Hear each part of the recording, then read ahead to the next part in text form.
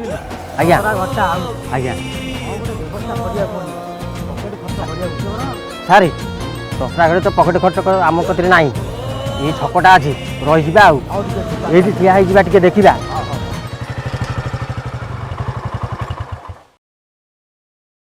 ଠିକ୍ ଅଛି ମୁଁ ଏଠି ଅଛି ତୁ ଯାଇ ରାସ୍ତା ଉପରେ ଦେଖି ଯା।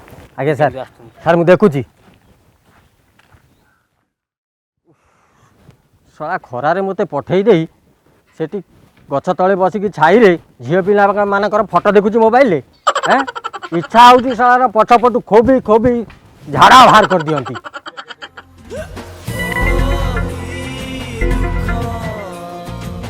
ଏକାଠିଆ ରାସ୍ତାରେ କେହି ତ ଦେଖାଯାଉନାହାନ୍ତି। ରୁହ ରୁହ ରୁହ ରୁହ ରୁହ ରୁହ ରୁହ ରୁହ ହେଲମେଟ୍ କାହିଁ ଲାଇସେନ୍ସ କାହିଁ ସାର୍ ଡାକୁଛନ୍ତି ଆସ ଶୀଘ୍ର ଆସ। ନା ନା ଆସ ସାର୍ ସାର୍ ଆସିଗଲା। ଏଇ ଏଠିକି ଆସ ସାରଙ୍କ କତିକି। ଏଠି ଆସ ସାରଙ୍କ କତିକି ଆସ। ସାର୍ ମୋର ତ ସବୁ ଅଛି ଆମେ ଅଟକେଇଲେ କାହିଁକି? ରେ ତୋ ହେଲମେଟ୍ ଅଛି ସାର୍ ଲାଇସେନ୍ସ ଅଛି ଦେଖା।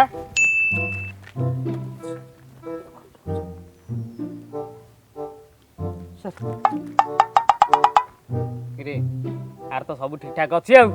ଆଜ୍ଞା ଆଗରୁ ତୁ କରିଦେଇଛୁ ଆଉ। ସାର୍ ଲୋକମାନେ ବହୁତ ଚାଲାକ ହେଇଗଲେଣି। ସବୁ ଜିନିଷ ଆଗୁଆ କରିଦେଉଛନ୍ତି ଆଉ। ହଁ ରେ ତୁ ଠିକ୍ କହିଛୁ ରେ। ସାର୍ ପକେଟ ମନି କିଛି ମିଳିଲା ନାହିଁ। ଆଉ କ'ଣ କରିବା କହ ଯା ଆଉ ଗୋଟେ କାହାକୁ ଦେଖ। ସାର୍ ମୁଁ ଦେଖୁଛି।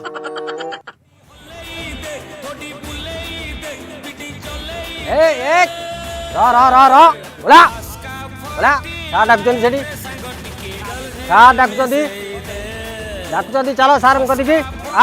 ଚାଲ ଚାଲ ଚାଲ ସାରଙ୍କ କତିକି ଚାଲ ଚାଲ ସାରଙ୍କ କତିକି ଚାଲ ଚାଲ ଚାଲ ସାରଙ୍କ କତିକି। ରେ ତୋ ଲାଇସେନ୍ସ କାହିଁ? ସାର୍ ମୋର ଟଲିରେ କ'ଣ ଲାଇସେନ୍ସ ଥାଏ? ଟଲି କ'ଣ କାହାର କ'ଣ ତୁ ମୋତେ ପାଠ ପଢ଼ଉଛୁ? ମୁଁ ଚାହିଁବି ଯଦି ତତେ 14 ଜେଲ୍ ପଠେଇ ଦେବି। ନାଇଁ ଆଜ୍ଞା ସାର୍ ମୋତେ ପଠାନ୍ତୁ ନାହିଁ। ମୋ ଛୁଆ ଛୋଟା ଛୁଆ ଆସିଯିବ ଆଜ୍ଞା ସାର୍ ଭୁଲ ଏତ ଲାଇସେନ୍ସ କରିଦେବି ସାର୍। ହଁ ଦେ ବାହାର କର ମାଲ ବାହାର କର ତା ପାଖରେ କେତେ କ'ଣ ଅଛି ସାର୍ କିଛି ନାହିଁ ପମ୍ପ ଦେବାକୁ ସାର୍ ଟଙ୍କାଟେ ଦିଅନ୍ତୁ ପମ୍ପ ଦେବି ସାର୍। ଟଙ୍କାଟା ନାହିଁ ସେଠି ଦେଶୀ ପିଉଛୁ। ପଇସା ପଇସା ବାହାର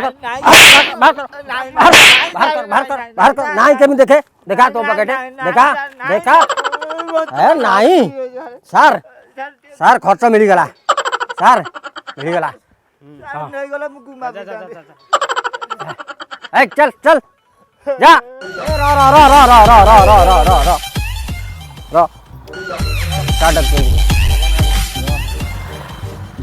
हेलो कौन है खसी पड़ेगा तुम 4-4टा टोका थी तुम खसी पड़ेगा हाउ 4-4 टोका भेंडिया टोका अच आ धरिक आण ओदिटा टांगी ना बेकू गर कर काट जाऊँगी मझी काटबी ସାର୍ ଆଡ଼େ କୁଆଡ଼େ ଯାଉଥିଲେ?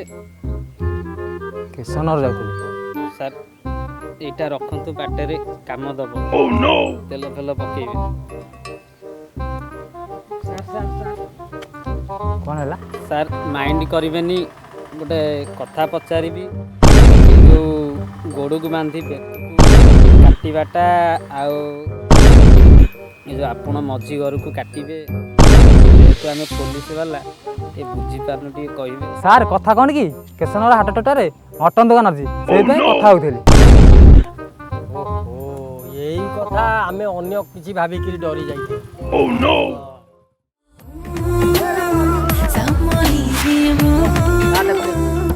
କୋଉ ସାର୍ କଲେଜ ସାର୍ ନା ସ୍କୁଲ ସାର୍?